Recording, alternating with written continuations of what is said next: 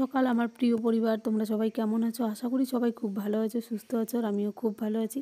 কোচবিহার জেলারই ছোট্ট একটি গ্রাম থেকে আমি সুস্মিতা আবারও চলে আসলাম তোমাদের সামনে খুব সুন্দর একটি ভিডিও নিয়ে। তো সকাল সকাল ঘুম থেকে উঠে যা আর কি কাজ থাকে রোজ দিন, সেরকম করে আজকেও কাজে হাত লাগালাম।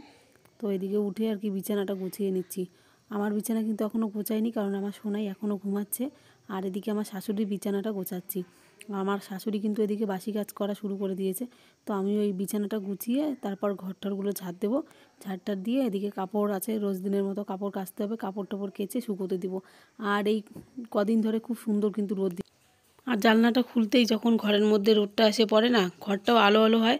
আর এই শীতকালে তো জানোই গায়ের মধ্যে কিন্তু রোদ লাগাতেও খুব ভালো লাগে। আর এই কয়েকদিন ধরে কিন্তু রোদটাও খুব ভালো দিচ্ছে। তো কবে যে কুয়াশা ফেলবে, পৌষ মাস যেহেতু পড়ে গেছে, কুয়াশা তো পড়বেই। তারপর দেখবে কয়েকদিন টানা একদম কুয়াশা ভরা দিন থাকবে, সূর্যের কোনো দেখা নেই। আর ঠান্ডায় একাকার অবস্থা।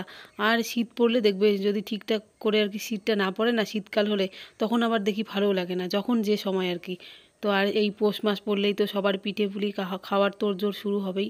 তো আমাদের মধ্যে তো আবার পৌষ সংক্রান্তির দিন ঠাকুরকে পিঠে না দিয়ে, তারপর মানে পিঠে না দিয়ে পিঠে খায় না। অনেকের মধ্যে আবার দেখি অঘ্রাণ মাস পড়লে, মানে অঘ্রাণ মাসের যে সংক্রান্তি পড়ে সেই দিন ওরা ঠাকুরকে দেয়, দিয়ে মানে গোটা পৌষ মাসটা তারা পিঠে বানিয়ে বানিয়ে খায়। এক একজনের এক এক রকম আর কি নিয়ম থাকে। তো যাই হোক, আমার কিন্তু এদিকে লেপটাও ভাঁজ করে নিলাম, বালিশের কাভার লেপের কাভার খোলা হয়ে গেছে। এখন বিছানা চাদরটাও তুলে নিচ্ছি আলাদা করে। তো চলো এখন গিয়ে আর কি ঘরগুলো ঝাড় দিব। ঘরটার ঝাড় দিয়ে তারপর বাইরেও কিছু জামা কাপড় আছে, বাইরে বলতে হচ্ছে বারান্দায় আর কি, বারান্দার জামা কাপড়গুলো নিয়ে গিয়ে শুকোতে দিব। তো এই যে এদিকে এখন কিন্তু ঘর ঝাড় দিচ্ছি, সোয়েটারটা খুলে ফেললাম, গরম লাগছে দেখছি। তাড়াহুড়ো করে কাজ করলে দেখবে গরমও লাগে, আর রোদও উঠে গেছে, আর বেলাও কিন্তু অনেকটা হয়েছে। তো এর জন্য সোয়েটারটা খুলে নিলাম। আর অনেক দিন পর বলতে পারো আজকে আমার শ্বশুরমশাইয়ের ঘর আমি ঝাড় দিচ্ছি। মানে এটা আবার ভেবো না যে কোনো দিনও দেই না, মানে এখন অপারেশনের পর আর কি ঝাড়টা বেশি হেলে হেলে দেই না, কিন্তু এখন থেকে তো আস্তে আস্তে সব কাজই করি।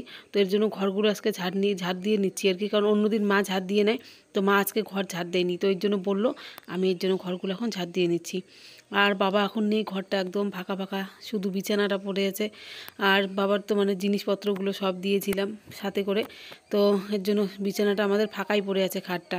তো নতুন একটা তোষক বানাতে হবে আর কি এই বিছানার জন্য, কিন্তু এখনই না, এখন তো আমাদের অত দরকার নেই। আর এদিকে এই দেখো উনুনে তো আমাদের রান্না হবে যেহেতু, তাই কি করেছি, এই যে হাঁড়িটার মধ্যে মাটি দিয়ে একদম লেপ দিয়ে দিয়েছি। আর দেখবে মাটির জিনিস যখন হাঁড়িতে লেপ দেওয়া হয় না, যখন শুকায় তখন এতটা ভাল লাগে দেখতে, আর একদম সাদা ধপধপে হয়ে থাকে। তো এর জন্য নিয়ে গিয়ে ঘরে রাখলাম। আর আমার শাশুড়ি কিন্তু এদিকে ডাল বসিয়ে দিয়েছে উনুনে, ডাল সেদ্ধ হলে তারপর ডাল ফোড়ন দিয়ে এখন এই যে মাংস আর কি রান্না হবে। তো মাকে একদম মশলা রেডি করে দিলাম, এদিকে মাংসর আলু কেটে নিলাম। তো তোমরা বুঝতেই পারছো, তোমাদের সাথে কিন্তু আমি তারপর অর্ধেকটা ভিডিও আবার শেয়ার করছি। মানে তোমাদের সাথে তো অল্প একটুখানি শেয়ার করেছিলাম, মাংস নিয়ে এসেছি এটাই দেখিয়েছিলাম, তারপর তো তোমাদেরকে আমি ওই ঘটনাটা দেখিয়েছি। তো আজকেও কিন্তু আমি তোমাদের সাথে বাকি কিছু শেয়ার করব। বাকি বলতে হচ্ছে আমি তোমাদেরকে দেখাবো, বাড়িটা দেখাবো, তারপর বাড়ির সামনে স্কুলের মাঠ, মানে আমার বাপের বাড়ির পাশে যে ঘটনাটা হয়েছে ওই দাদার বাড়িটা আমি তোমাদেরকে দেখাতে চাই। এখনও কিন্তু মা আর কি বলল যে মানে লোকজন একদম ভর্তি, মনে হয় যেন গোটা পাড়া, নাকি মা বলে, মা আর কি ফোনে বলছিল যে গোটা পাড়া একদম শ্মশানের মতো অবস্থা। মনে হয় পাড়ার লোকেরও খাওয়া দাওয়া মানে কাজকর্ম সব কিছুই মনে হয় বন্ধ হয়ে গেছে। কার না হবে তোমরাই বলো, আমরা এত দূরে আছি শুনেই আমাদের কেমন লাগছে, আর তো ওরা পাড়ায় থাকে, তাহলে তো ওদের এরকম হবেই। আমাদের পাড়ায় যদি আজকে এরকম ঘটনা হতো, হয়তো আমাদেরও ঠিক এইরকমটাই হতো। তো এদিকে এই যে মা মাংস একদম মেখে কড়াইয়ের মধ্যে দিয়ে দিল, তেজপাতা গোটা জিরে ফোড়ন দিয়েছে। আর আমরা কিন্তু পাঁঠার মাংস এইভাবেই রান্না করি, আর এইভাবে খেতে কিন্তু খুব ভালো লাগে। তো বন্ধুরা স্নান দান করে আসলাম এইমাত্র, আর এদিকে দেখো আমার সোনাই কান্না শুরু করে দিয়েছে। তো ওকে বিছানার মধ্যে আর কি শুয়ে রেখে আমি হাতে পায়ে তেল দিচ্ছি, কারণ শীতকাল যেহেতু হাতে পায়ে তেল না দিলে না চামড়া একদম মানে টানে চচ্চর চচ্চর করে। তো ক্রিম ট্রিম দিয়ে মুখে সিঁদুর টুদুর দিয়ে তারপর ওকে কোলে নেবো।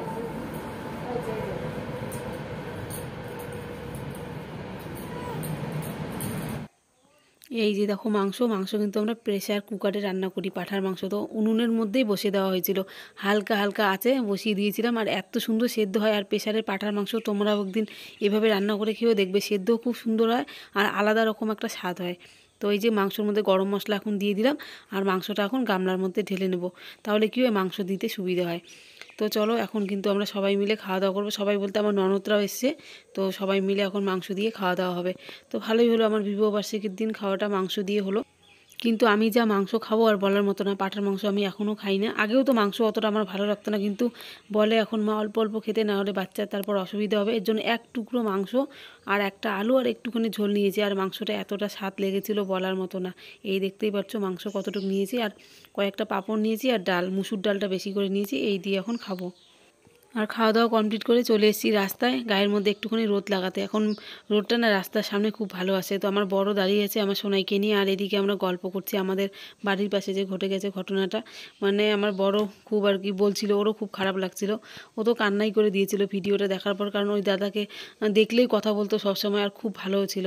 মানে কি বলবো, তোমাদের বৌদির সাথে সবসময় গল্প করতাম। তারপর বাচ্চাটাও আর কি আমাদের দেখলে আর কি কোলে নিলে কোলে আসতো, আমার মেয়ের সাথে কিন্তু খেলতো। সত্যি এতটা খারাপ লাগে না, ভগবান যে কেন এরকম দিন দেখালো। তো চলো যাই হোক, তোমাদেরকে এখন দেখাই। এই যে আমাদের বাড়ির সামনে স্কুলের মাঠ আছে একটা, আর স্কুলের মাঠটার পাশেই কিন্তু আমার ওই যে দাদাটা মারা গেছে, 4 জনই ওরা মারা গেছে। এই যে এটাও ভাবলে অবাক লাগে যে ভগবান ওদের মৃত্যু এইভাবেই লিখেছিল, 4 জন একবারে সন্তান সহকারে বলতে পারো। ওরা 4 জনই চলে গেল, পুরো পরিবারটাই একবারে শেষ। কখনো মনে হয় ভগবান তো একজনকে বাঁচিয়ে রাখতে পারতো, না হয় সন্তান দুটোর মধ্যে যে কোনো একজনকে তো বাঁচাতে পারতো। তাও হলো না, শেষ রক্ষা কারো হলো না। বাড়ি ফেরার জন্য আসছিল, শেষে আর বাড়িও আসতে পারলো না। শুধু একটাই প্রার্থনা করব যে ভগবান, তাদের জীবনে তো তুমি সব সুখ কেড়ে নিলে, তো তাদের আত্মা যেন শান্তি পায়, তো আর কারো জীবনে যেন এমন দিন না আসে। তো এখানেই শেষ করলাম আজকের ভিডিওটা, আর তাদের শেষ ছবিগুলো দেখিয়ে ভিডিওটা এখানেই রাখলাম।